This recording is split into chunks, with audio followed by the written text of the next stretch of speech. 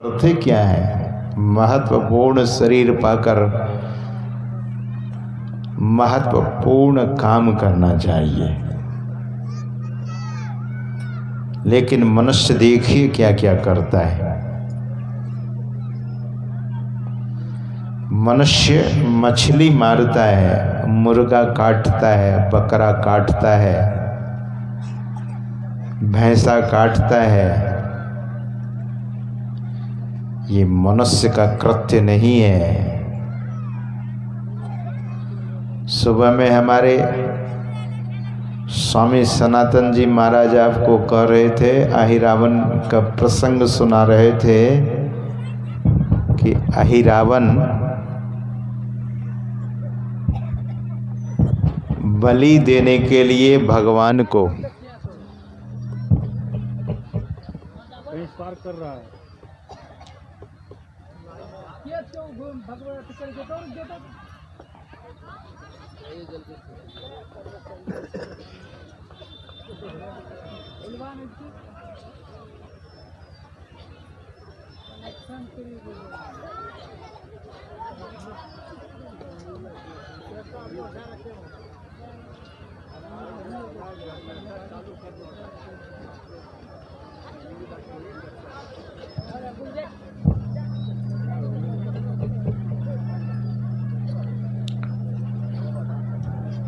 बोलिए श्री सद्गुरु महाराज की जय।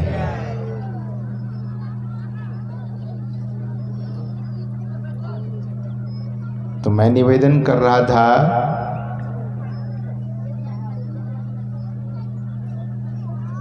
कि मनुष्य में अपार शक्ति है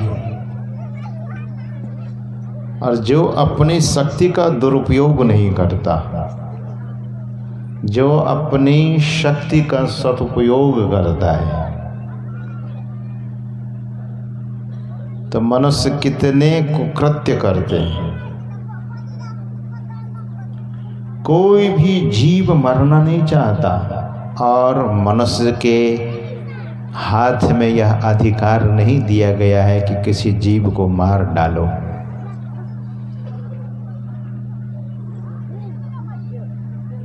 हम सिद्धांत की बात सुनते हुए आए हैं, जियो और जीने दो। लेकिन लोग क्या करते हैं, ऐसी ऐसी दलीलें देते हैं कि अगर मुर्गा नहीं खाया जाएगा तो दुनिया में मुर्गा अधिक हो जाएगा, बकरा और बकरी नहीं खाया जाएगा तो बकरा बकरी दुनिया में अधिक हो जाएंगे। इसी तरह से अनेक प्रकार की दलीलें देते हैं। तो मैं कहा करता हूं कि मच्छर और मक्खी भी बहुत हो गया, उसे क्यों नहीं खाकर पहले खत्म कर देते हो, जिससे अनेक तरह की बीमारियां होती है। ये झूठी दलील है लोगों की। प्रकृति अपने आप सब कुछ नियंत्रित कर लेती है, कर देती है। प्रकृति स्वयं सब कुछ को नियंत्रित करती है। तो मनुष्य देह पाकर अगर खान पान शुद्ध नहीं है तो फिर मनुष्यता उस व्यक्ति में रह नहीं सकती, मानवता फिर दिखेगा नहीं वहां पर। सद्गुरु महाराज कहते हैं कि खान पान को प्रथम संभारो, तब रस रस सब अवगुण मारो। मांस मछलिया भोजन त्यागो, सद्गुण खान पान में पागो। दारू गांजा भांग अफीमा ताड़ी चंडू मदक कोकीना सहित तंबाकू नशा है जितने, तजन योग्य तज डारो तितने। जितने प्रकार का नशा है सभी नशाओं का त्याग कर देना चाहिए।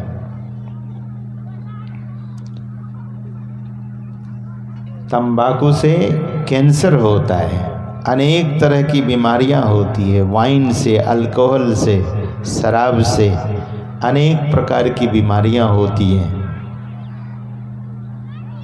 परमात्मा पीने के लिए सुंदर पवित्र जल बनाया है, पीने के लिए दूध है, पीने के लिए फल का जूस है, लेकिन मनुष्य उसे न खा पी कर क्या पीने लगते हैं, ऐसा पीते हैं कि होश में नहीं रहते। तो सज्जनों, मनुष्य शरीर की सार्थकता, मनुष्य शरीर का महत्व भगवान श्री राम अपनी प्रजाओं को समझाते हैं, और वह बात इतनी ऊंची है, इतनी गहरी है, इतनी गहन बात है कि उस बात को आज भी संत महात्मा लोग पाठ करके आप सबों को सुनाते हैं, जगत के लोगों को सुनाते हैं, हम सबों को सुनाते हैं कि जरा भगवान की बात को समझिए, सुनिए, मानिए। पहले सुनना होगा, सुनकर समझना होगा और तब मानना शुरू कर देंगे। भगवान यही कहते हैं कि सुर दुर्लभ सब ग्रंथ ही गावा। देवताओं के लिए भी यह दुर्लभ शरीर है, यद्यपि देवता में इतनी शक्ति है, फिर भी देवताओं के शरीर से यह शरीर बहुत ही महत्वपूर्ण है। और भगवान कहते हैं कि यह शरीर कैसा, साधन धाम मोक्ष कर द्वारा, पाइन जेहि परलोक समारा।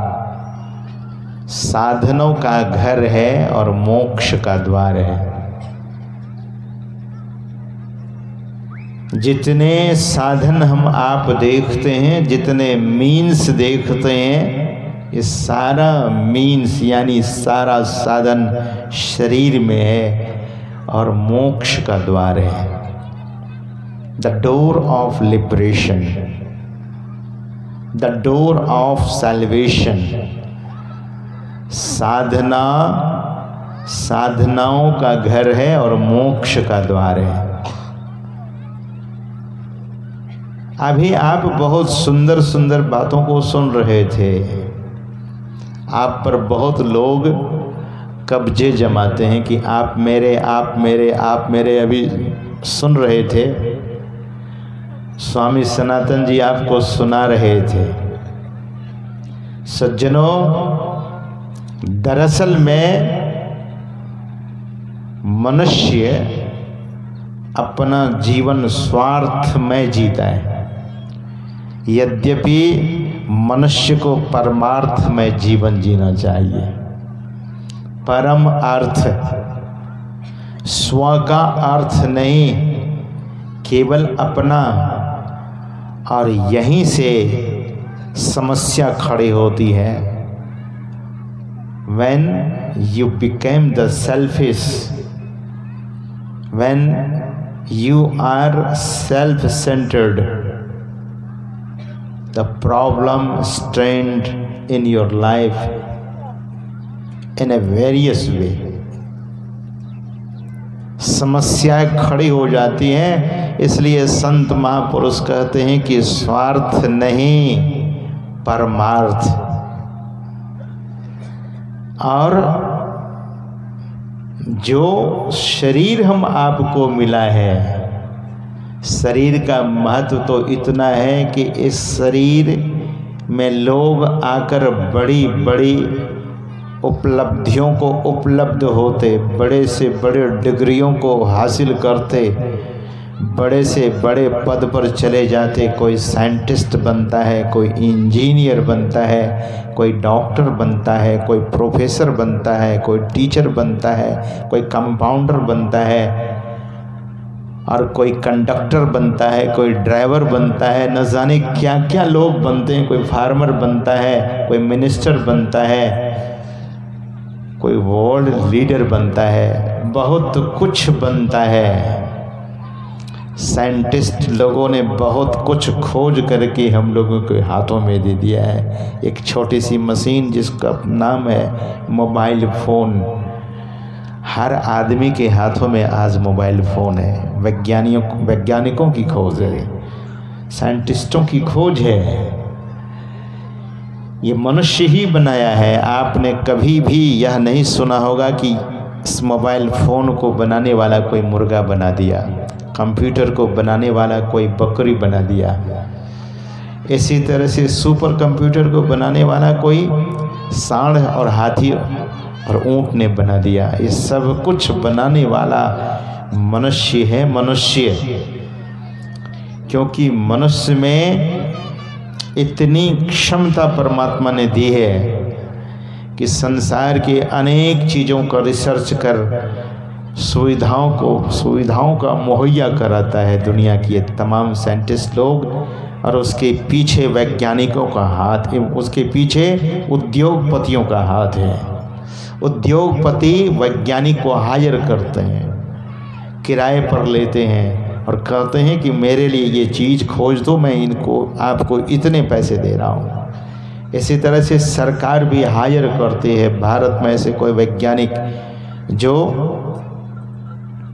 एक्स्ट्रा ऑर्डिनरी होता है और साधारण होता है तो अमेरिका उसे खरीदने की कोशिश करता है कि ये व्यक्ति हमारे यहाँ आवे और हम इनसे ऐसी चीज़ की खोज करवा लें, डिस्कवर करवा लें और पूरी दुनिया को हैरान कर दें। जिस समय मोबाइल फ़ोन निकला था पूरी दुनिया के लोग हैरान होते थे, आश्चर्यचकित होते थे कि कैसे बिना तार की बात कैसे होगी। लेकिन लोगों के हाथ में जब मोबाइल फ़ोन आया, प्रैक्टिकली जब देखा, तो फिर अब मोबाइल फ़ोन तो साधारण सी बात हो गई है। सज्जनों, बहुत कुछ मनुष्य खोजा है लेकिन अपने को नहीं ढूंढ सकता, अपने को नहीं ढूंढता है। अगर अपनी खोज कर ले तो सारी खोज का अंत हो जाए। अपनी खोज की ही बात भगवान श्री राम बता रहे हैं कि साधन धाम मोक्ष कर द्वारा अपाइन जेहि पर लोक संवारा। साधनों का घर और मोक्ष का द्वार। बहुत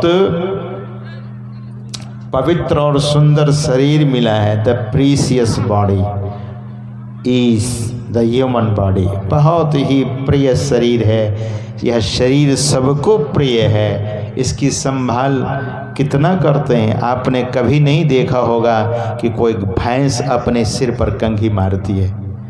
किसी बैल को आपने नहीं देखा होगा कि वो दाढ़ी बनाता है।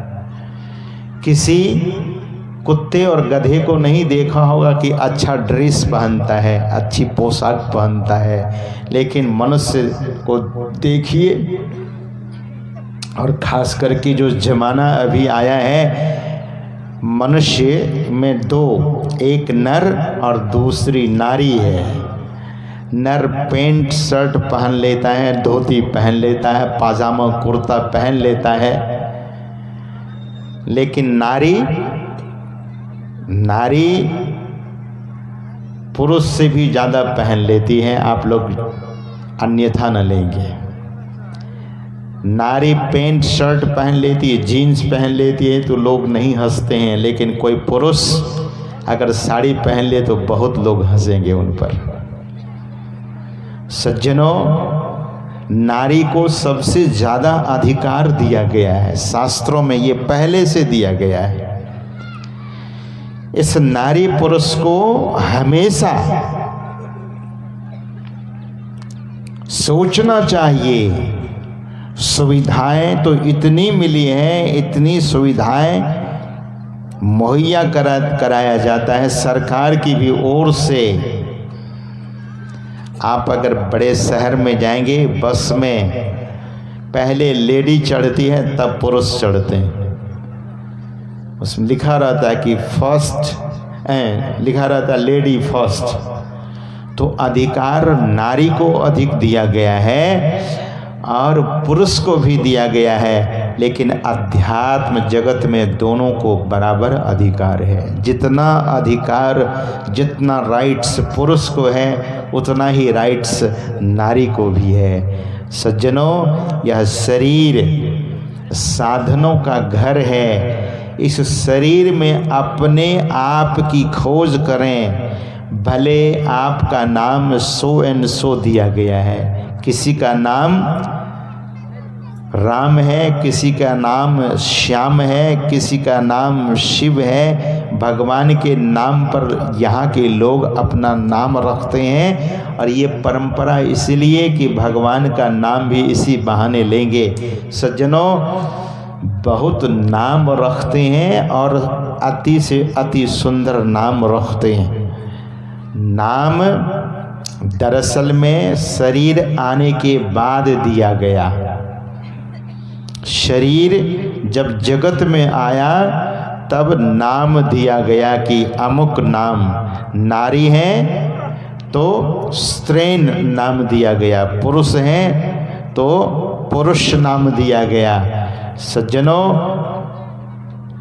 यह नाम और आपके शरीर का रूप, ये दोनों मिथ्या है। ये यहीं तक है, इसके बाद यह न शरीर यह नाम वहाँ काम आता है। नाम अगर काम आता है तो उस परमात्मा का नाम जो लेते हैं तो वही परमार्थ में परलोक में काम आता है। और रूप यानी जो अपने इष्ट के रूप का ध्यान करते हैं वही रूप काम आता है। वैसे ये नाम और रूप ईश्वर की दो उपाधि कही गई है। नाम रूप दुई ईश उपाधि, अकथ अनादि सुसामुझि साधी। सज्जनों, ईश्वर की उपाधि है नाम और रूप, लेकिन ईश्वर का नाम और इष्ट का रूप, ये इसमें हम आपको लगना चाहिए। नाम का जाप और रूप का ध्यान करना चाहिए। अब ध्यान में भी सूक्ष्म ध्यान है, उसकी चर्चा हम अभी बाद में करते हैं। लेकिन पहले जो समझने योग्य बात है, इसमें कदाचित बहुत नवीन लोग, बहुत नए लोग, बहुत नए श्रोता बैठे होंगे, तो मैं उन सबों के लिए निवेदन कर रहा हूँ कि अपनी खोज, बहुत लोग बहुत उपाधि को पाकर बहुत बड़े पद पर जाकर अपनी खोज ना कर सके, अपने बारे में जान नहीं सके कि हु एम आई, मैं कौन हूँ, चाहे वो नारी हो चाहे वो नर हो। वही भगवान कहते हैं कि साधन धाम अब मोक्ष कर द्वारा, अब पाई न जेहि परलोक संवारा। अगर इन साधनों का घर रूपी शरीर की संभाल नहीं किया और मोक्ष के द्वार पर न गए, तो भगवान कहते हैं कि सो परत्र दुख पावई, सिर धुनि धुनि पछताए। काल ही कर्म ही ईश्वर ही मिथ्या दोष लगाए। सो परत्र, परत्र का मतलब यहाँ और वहाँ, अत्र और पर, परत्र शब्द है।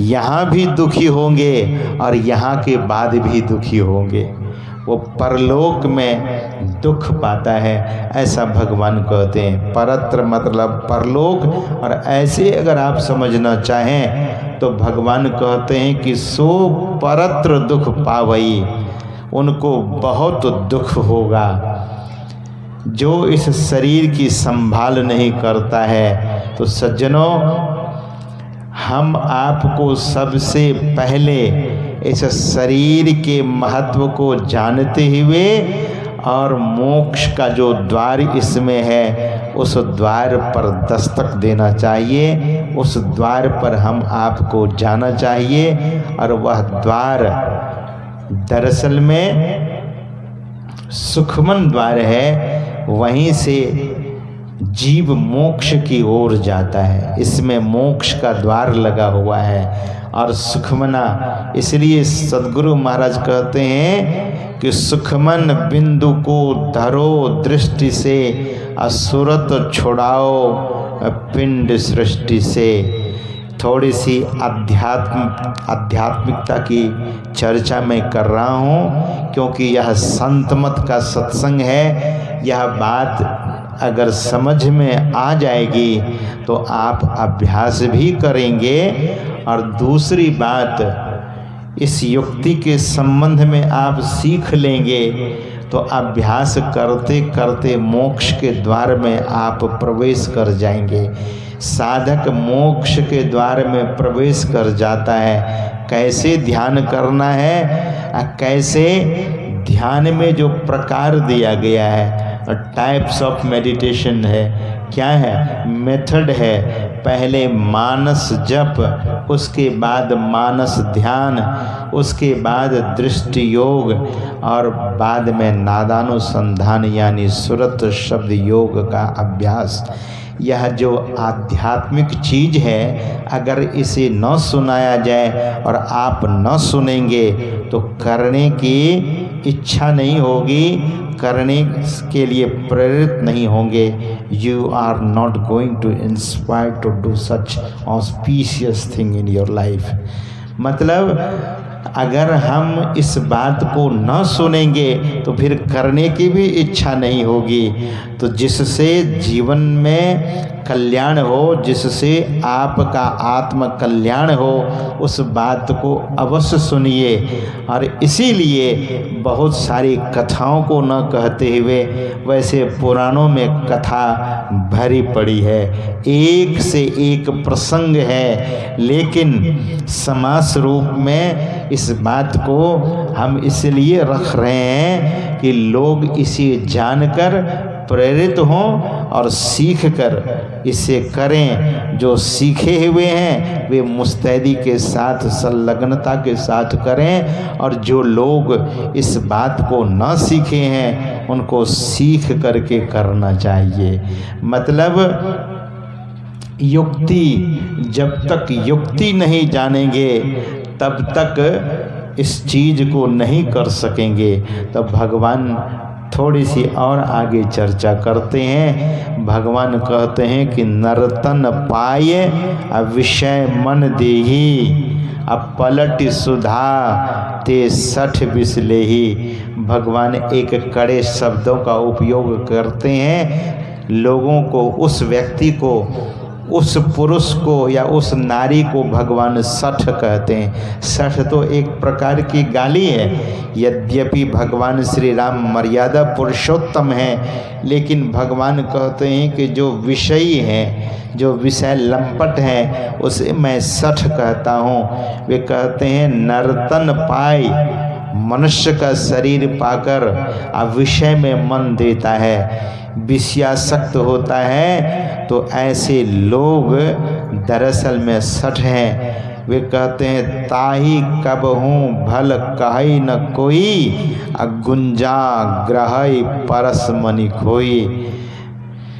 हाथ में मणि है और मणि को फेंक कर कंकड़ पत्थर लेता है, उसे भला कौन कहेगा। यही संत सद्गुरु महाराज कहते हैं, सज्जनों ये मणि क्या है और कंकड़ पत्थर क्या है। मणि यानी जब आप ध्यान करते हैं, जब आप सदाचार का पालन करते हैं, जब आप उपकार करते हैं, जब जीवन में अनेक तरह का परमार्थ करते हैं, यही मणि है। और जो विषय लंपट है, जो विषय में ही दिन रात गोता लगाता है, दिन रात उसमें डूबता रहता है, ऐसे लोगों को भगवान कहते हैं कि वे बड़ा भारी मूर्ख है। तो मैं निवेदन कर रहा था कि हम आपको शरीर की नश्वरता और शरीर की सार्थकता दोनों को देख लेना चाहिए। सद्गुरु महाराज की वाणी में है कि क्षण क्षण पल पल समय सिरावे, नर्तन दुर्लभ फिर नहीं पावे। दूसरी जगह पर सद्गुरु महाराज ने कहने की कृपा की है कि तन नव द्वार हो रामा, अति ही मलिन हो ठामा, त्यागी चढ़ो दसम दुबारे, सुख पाओ रे भाई। 9 द्वार, 2 आँख के, 2 कान के, 2 नाक के, 1 मुंह के, ये 7 हुए। और 2 द्वार और है मल मूत्र विसर्जन करने का। 7 धन 2, 7 + 2 = 9। 9 द्वार वाला यह शरीर है। तन 9 द्वार हो रामा, आती ही मलिन हो ठामा। 9 द्वारों में मलिनता भरी हुई है, गंदगी भरी हुई है। 10वां द्वार भी इस मनुष्य शरीर में है। और सदगुरु महाराज कहते हैं कि त्यागी चढ़ू 10म द्वारे, इन 9 द्वार को त्याग दीजिए। ये मस्ट अबंडेंट, जैसे आपने देखा होगा कि सरकारी मकान जब पुराना होता है तो उसे उसमें अबंडेंट लिख दिया जाता है, मतलब त्याग दिया गया। तो 9 द्वार का त्याग कैसे करेंगे? मात्र ध्यान करने से। इसी को भगवान श्री कृष्ण गीता में कहते हैं अर्जुन से, सर्वधर्माणि परित्यज्य मामेकं शरणं व्रज, अहम त्वा सर्व पापेभ्यो मोक्षयिष्यामि मा शुचः। भगवान श्री कृष्ण कहते हैं अर्जुन से कि इंद्रियों के धर्मों का त्याग कर दो। आँख का धर्म देखना, कान का धर्म सुनना, नासिका का धर्म गंध ग्रहण करना, त्वचा का धर्म स्पर्श करना और जिह्वा का धर्म रसास्वादन करना। इन इंद्रियों के धर्म से छूटो और मुझ एक की शरण में आ जाओ।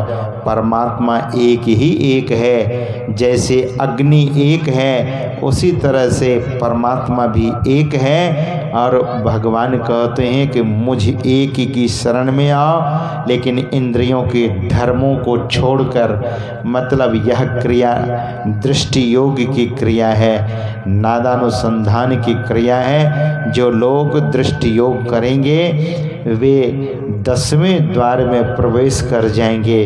और कैसे ध्यान करना है, थोड़ी सी ध्यान की चर्चा कर रहे हैं। गुरु महाराज कहते हैं, नैनन मूंदी ध्यान को साधन, करो होई दृढ़ बैठ सुखासन।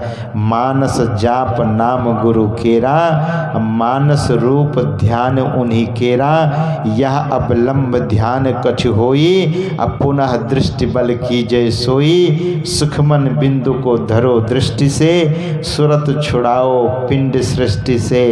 धर कर बिंदु सुनो अनहद ध्वनि, अब विविध भांति की होती पुनि पुनि। यानी हम आप अपने शरीर में एक सूर्य कौन कहे, करोड़ों सूर्य को देख सकेंगे।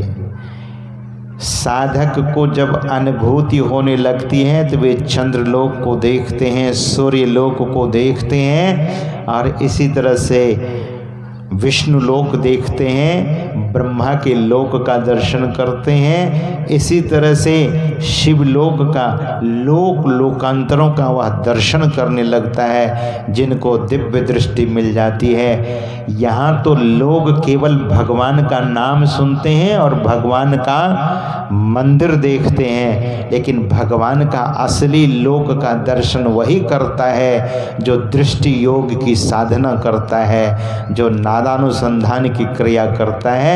और सज्जनों, यह क्रिया आपको संत सद्गुरु महर्षि में ही परमहंस जी महाराज के द्वारा बताई गई है। वैसे ये क्रिया आदि काल से चली आ रही है, लेकिन भगवान श्री कृष्ण कहते हैं कि धर्म का लोप होता है, उसी तरह से इस क्रिया का भी लोप हो गया था। लेकिन संत सद्गुरु महाराज कुप्पा घाट की गुफा में बैठकर वर्षों की तपस्या, वर्षों ध्यान उन्होंने किया, और फिर ध्यान के उस सूत्र को, ध्यान के उस टेक्निक को, मेथड को सहज में लोगों के बीच बांटने की कृपा की।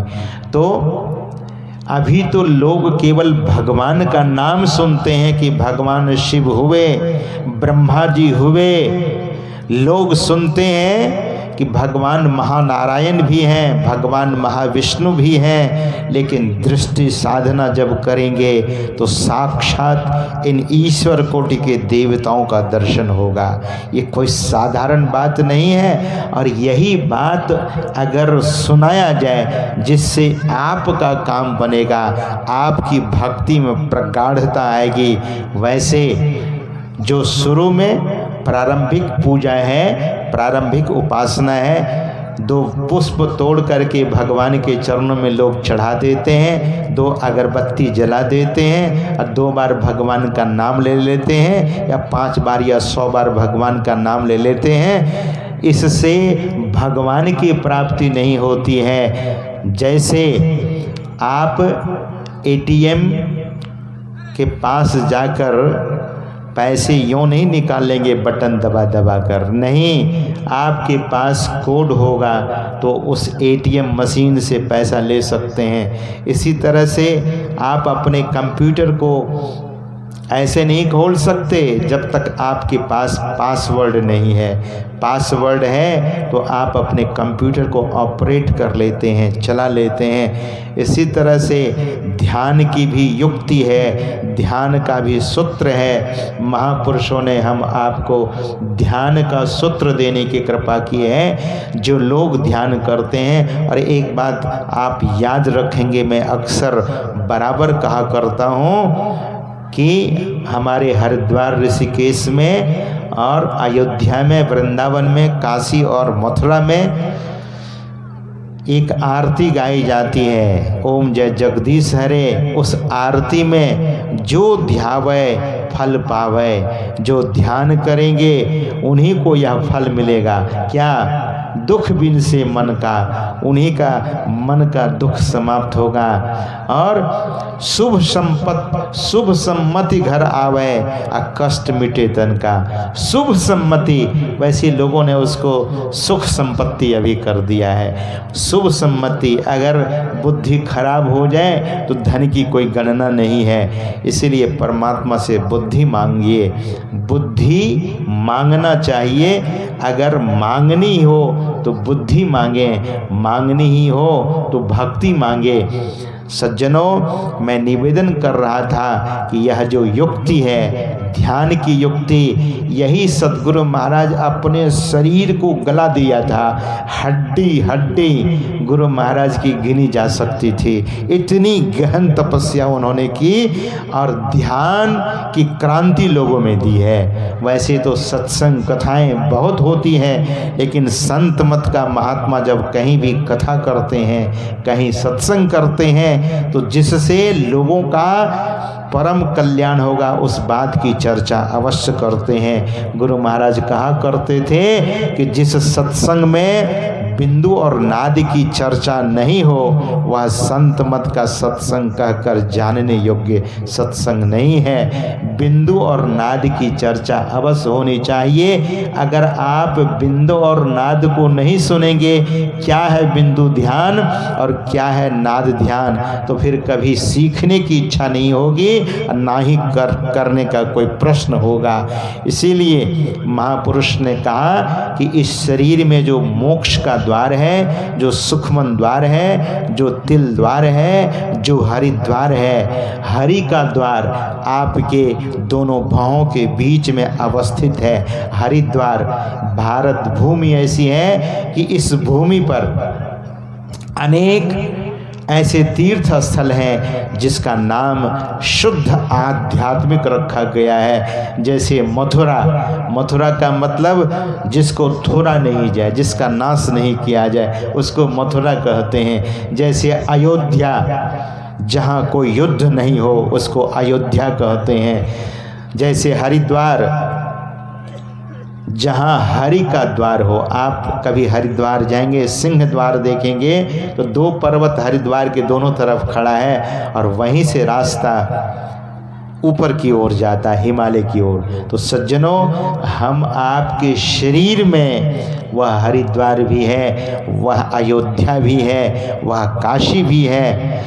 याज्ञवल्क्य जी महाराज से अत्रि ऋषि ने पूछा है, कावे वर्णा अकावे काशी, ये जो काशी का नाम हम आप सुनते हैं, वाराणसी का नाम सुनते हैं, तो पूछा गया अत्रि ऋषि से। अत्रि ऋषि पूछ रहे हैं और याज्ञवल्क जी महाराज उन्हें बता रहे हैं वरना क्या है। ये जो काशी है, जो वाराणसी है, दो नदियों के बीच में है। एक तरफ वारा नदी है, एक तरफ नासी है, नासी मतलब गंगा जी है, और दूसरे तरफ वरना है नदी। वरना वार सर्वाणि इंद्रियाणि कृतान दोषान वार्यति इति वर्णा भवति, और सर्वाणि इंद्रियाणि कृतान पापान नाश्यति इति नासी भवति। ऐसा याज्ञवल्क जी महाराज कहते हैं कि जो इंद्रियकृत दोष है उसको जो दूर कर दे उसको वर्ण कहते हैं, और इंद्रियकृत जो पाप है उसका नाश कर दे उसे नासी यानी गंगा कहते हैं। वो गंगा और यमुना, वरना और गंगा हम आपके बीच में है। और याज्ञवल्क जी महाराज कहते हैं कि वह दोनों भावों के बीच में है, भ्रुवोर मध्य, दोनों भावों के बीच में है। तो हम आपका यह मनुष्य शरीर की महिमा के संबंध में साक्षात भगवान श्री राम बता रहे हैं, और हम आपको भी इस मनुष्य शरीर की सार्थकता करनी चाहिए। और इस मनुष्य शरीर की सार्थकता तभी होगी जब हम आप इसमें बैठकर ध्यान करेंगे। और इसके लिए युक्ति, तो भगवान ने अंत में यह बात कही कि युक्ति किसी सच्चे सत्पुरुष के द्वारा सीख लेनी चाहिए।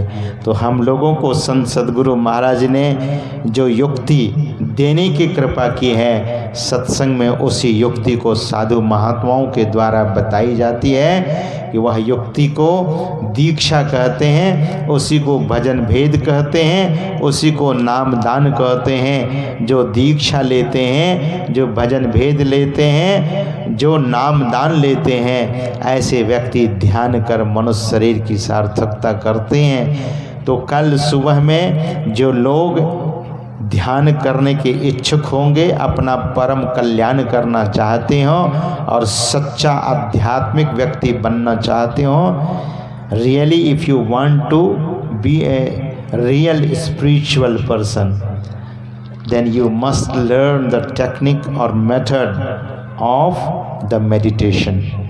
ध्यान के युक्ति को अवश्य फिर सीख लेना चाहिए, और जो सीखे हुए हैं उनको मुस्तैदी के साथ, संलग्नता के साथ, मजबूती के साथ, वैराग्य, ज्ञान और वैराग्य के साथ अभ्यास करते रहना चाहिए।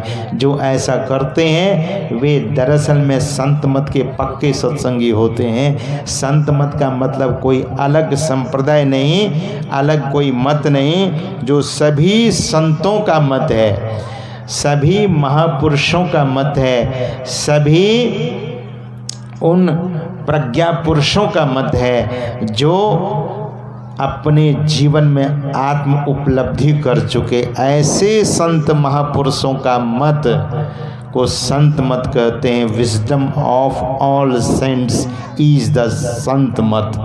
सभी संतों का वह ज्ञान विजडम है, यहाँ नॉलेज नहीं है, विजडम है। मतलब उस संत महापुरुष का जो अनुभव है और उन्होंने अपने पीछे युक्ति छोड़ दी है, उसी युक्ति को सीखकर हम आप ध्यान करेंगे तो यह मनुष्य जीवन की सार्थकता होगी।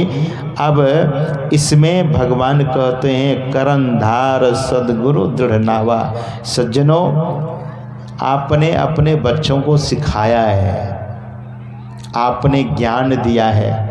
पहले माँ उसे ज्ञान देती है और उसके बाद उसे स्कूल भेजा जाता है। पेरेंट्स उसे ज्ञान देते हैं, माता पिता उसे ज्ञान देते हैं और फिर उसे ऊंची शिक्षा पाने के लिए स्कूल भेजा जाता है। यद्यपि आज तो लगभग सभी युवक और युवतियाँ पढ़ी लिखी हैं, उनके जो बच्चे होते हैं अपने से नहीं पढ़ाकर अच्छे स्कूल में दाखिला करा देते हैं और उनको भौतिक विद्या सिखवाते हैं।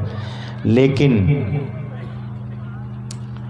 भौतिक विद्या के लिए गुरु की आवश्यकता, भौतिक विद्या का अर्जन करने के लिए शिक्षक की आवश्यकता है। तो आपको क्या लगता है कि जो आध्यात्मिक विद्या है जिससे मनुष्य का कल्याण होगा, उसे भी सिखाने वाला, उस चीज़ को सिखाने वाले भी तो कोई महापुरुष होना चाहिए। वे महापुरुष संत सद्गुरु महाराज, और उन्होंने हम सबों के बीच में अपनी वह पूर्ण युक्ति छोड़कर सभी शिष्यों को देकर इस संसार से विदा हुए। तो सज्जनों, युक्ति भगवान श्री राम यद्यपि भगवान थे, लेकिन गुरु के चरण शरण में वे रहा करते थे। और मानस की एक पंक्ति कदाचित आपको याद होगी। भगवान का जो नियम था वह क्या था? भगवान सुबह सुबह उठते थे, जगते थे तो क्या करते थे? मानस में गोस्वामी तुलसीदास जी महाराज लिखते हैं कि प्रात काल उठ कै रघुनाथा, मात पिता गुरु ना वही माथा। सवेरे सवेरे जब वे जगते थे तो अपनी माता को, अपने पिता को और अपने सद्गुरु को प्रणाम किया करते थे। वे तो भगवान थे, वे पूरे ब्रह्मांड के नायक थे, ब्रह्मांड के नियंता थे, सृजनकर्ता थे, इस जगत को बनाने वाले भगवान। और वे भी गुरु के पास जाते हैं और उन्हीं की वाणी हम आप सुन रहे थे कि करनधार सद्गुरु दृढ़ नावा, यानी दुर्लभ साज सुलभ करी पावा। भगवान कहते हैं कि करनधार सद्गुरु दृढ़ नावा। शरीर नाव है और संसार सागर है, और इस संसार सागर में अक्सर लोग डूब जाया करते हैं। ध्यान दीजिएगा, कदाचित आप समुद्र को देखे होंगे। समुद्र में सभी लोग नहीं मरते हैं, समुद्र में कोई लोग मरते हैं, रेयर मरते हैं। लेकिन इस संसार सागर में हर एक आदमी मरता है। वही भगवान श्री राम संकेत करते हैं कि आपको इस संसार सागर में नहीं मरना है। मतलब यहाँ जो अपने को जाने बिना शरीर छोड़ देता है तो एक बार फिर नहीं मरता है, 84 लाख बार वह मरता है। 84 लाख बार, इतनी बार उनकी मृत्यु होती है। भगवान यही कहते हैं कि अगर इस बार चूक गए, मनुष्य शरीर की संभाल नहीं की, सद्गुरु के हाथों में अपने जीवन का बागडोर अगर नहीं सौंपा, तो फिर न जाने इतर योनि में जाने के बाद 84 लाख योनि में जाना पड़ेगा। यानी जन्म मृत्यु में पड़े रहेंगे, संस्कृति रोग में पड़े रहेंगे, आवागमन के चक्र में पड़े रहेंगे। यही भगवान श्री राम कहते हैं। तो गुरु के तरफ संकेत है, सद्गुरु के तरफ संकेत है कि जीवन में सद्गुरु भगवान श्री कृष्ण आए, उनके भी नाम धरने वाले गुरु अलग हुए। नाम धरने वाले, नाम रखने वाले गुरु गर्गाचार्य जी महाराज हुए। विद्या पढ़ाने वाले गुरु महर्षि सांदीपनि मुनि हुए, और आध्यात्मिक गुरु महर्षि दुर्वासा हुए। कितने भयंकर! दुर्वासा ऋषि के संबंध में कहा जाता है कि दुर्वासा ऋषि क्षण मात्र में कुपित हो जाते थे, लेकिन संत का क्रोध कल्याणकारक होता है। सज्जनों, ऐसे भगवान श्री कृष्ण के भी 3 गुरु हुए। वैसे तो कभी कभी लोग कहते हैं 4 गुरु हुए, लेकिन प्रायः 3 गुरु की चर्चा बहुत सारे ग्रंथों में है कि भगवान के भी गुरु हुए। कोई लोग कहते हैं कि आज गुरु की ज़रूरत नहीं है, ऐसा नहीं। स्वामी विवेकानंद जी महाराज ने कहने की कृपा की, अगर गुरु का महत्व नहीं होता तो दुनिया का सबसे बड़ा जो पुस्तकालय है वही गुरु बन जाता। गुरु, और आप देखिए स्वामी विवेकानंद जी महाराज को, स्वामी विवेकानंद जी महाराज अपना जीवन कहाँ समर्पित किए हैं। एक अनपढ़ जो पढ़े लिखे नहीं थे, रामकृष्ण परमहंस देव जी महाराज, उनका पहले का नाम, बचपन का नाम गदाधर। ऐसे रामकृष्ण परमहंस देव जी महाराज के चरणों में एक ग्रेजुएट, उस ज़माने के ग्रेजुएट स्वामी विवेकानंद जी ने अपना संपूर्ण जीवन को समर्पित कर दिया। और सज्जनों, आध्यात्मिकता में बाहरी योग्यता नहीं देखी जाती है, आध्यात्मिकता में आंतरिक योग्यता कितनी है वह देखी जाती है। श्री रामकृष्ण परमहंस देव जी महाराज साक्षात माता काली से बात किया करते थे, मूर्ति बोलती थी। महापुरुष ऐसे होते हैं, पत्थर की मूर्ति भी उनके सामने बोलती थी। सज्जनों, इसी तरह से पंढरपुर में जब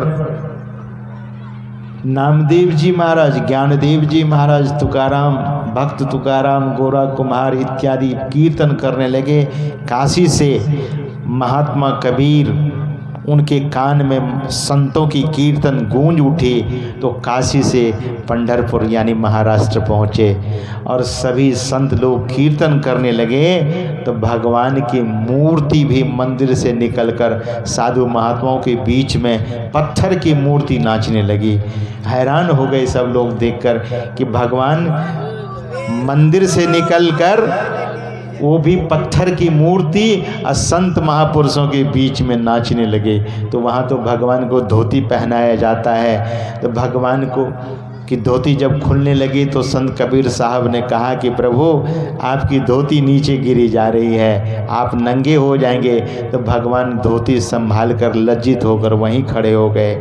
आप कभी जाएंगे तो भगवान की मूर्ति आज भी मंदिर के बाहर धोती संभाले खड़ी है, भगवान धोती संभाले वहाँ खड़े हैं। यानी संत पत्थर को भी नचा देते हैं, पत्थर से भी बात करते हैं। तो संत का बड़ा महत्व है। इसीलिए संत सद्गुरु की शरण में जाने के लिए भगवान श्री राम कहते हैं कि संत सद्गुरु की शरण लीजिए, करंधार सद्गुरु दृढ़ नावा, दुर्लभ साज सुलभ करी पावा।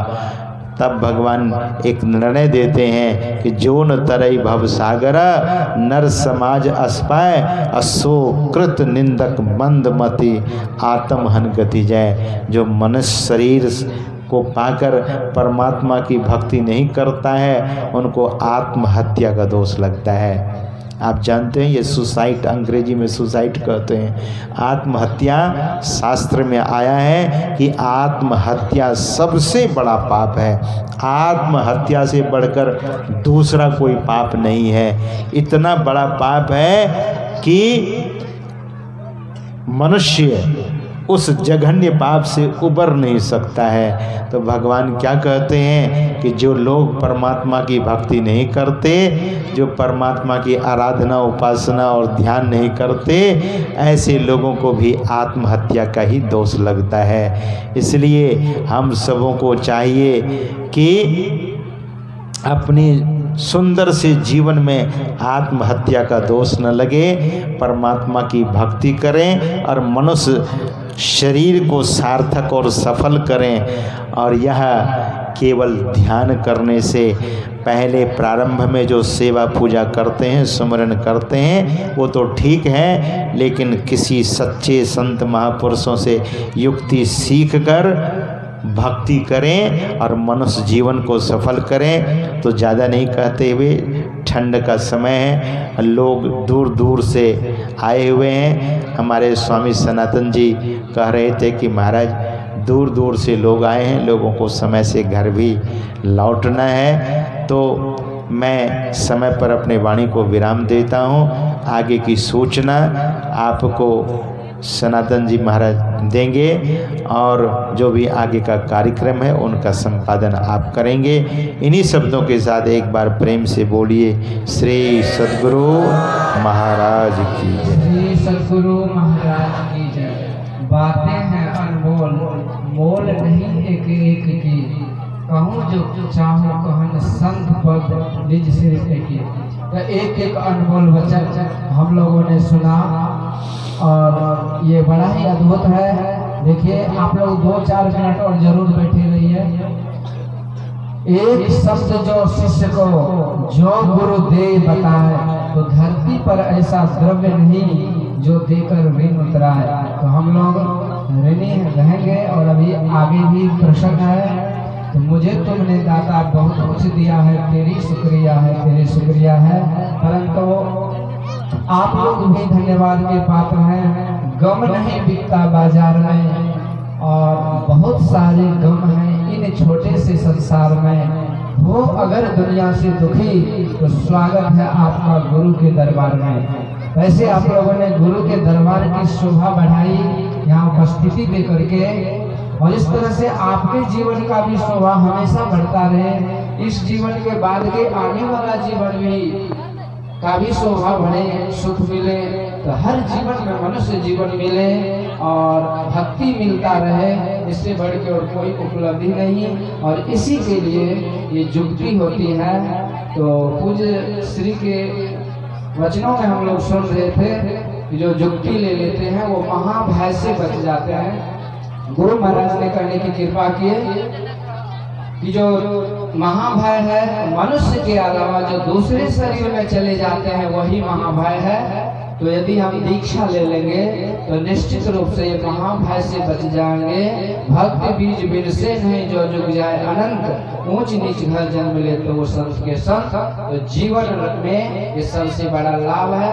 तो इस अवसर को हाथ से न जाने देते हुए आप लोगों को सूचना ये है कि जो भी भक्त जो भी सज्जन यहाँ पहुँचे हैं, जहाँ तक ये आवाज जाती है, तो जिसके अंदर भी ये अंतरात्मा कहे कि हमें दीक्षा लेकर के भक्ति मार्ग पर चल के अपना कल्याण करना चाहिए, तो वो निश्चित रूप से कल सुबह में आकर के स्वामी जी के आवास पर फूल माला और प्रसाद लेकर अवश्य पधारेंगे और आप दीक्षा ग्रहण कर सकते हैं, नामदान, जिससे होता है कल्याण।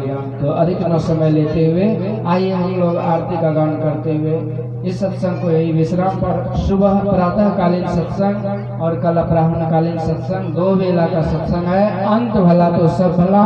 आप लोग कल निश्चित रूप से अधिक संख्या में पधारने की कृपा करेंगे और सत्संग की शोभा बढ़ाते हुए अपार पुण्य के भागी बनेंगे। श्री सद्गुरु।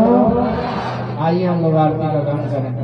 आरती संग सतगुरु की जय अंतर जो